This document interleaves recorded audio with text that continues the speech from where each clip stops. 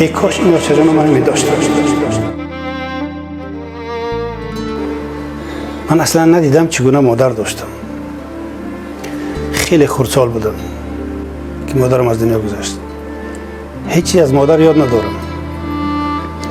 نه رنگ و بوی، نه حسن و جمال، نه قد و قامت، نه آغوش گرم، نه لحن شیرین. یک تجربه تلخ از زندگی دارم که برای همین دائم تاکید میکنم برادرها به قدر مادرها برسین، به قدر پدرها برسین. این سوز دل است و هر کسی در پیش من آچه جان میگوید خیال میکنم دلم رو کنده میگیرد.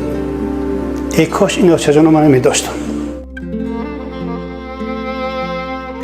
و هر کسی در پیش من آچه جان میگوید خیال میکنم دلم رو کنده میگیرد. ای کاش این آچه جان من می داشتم.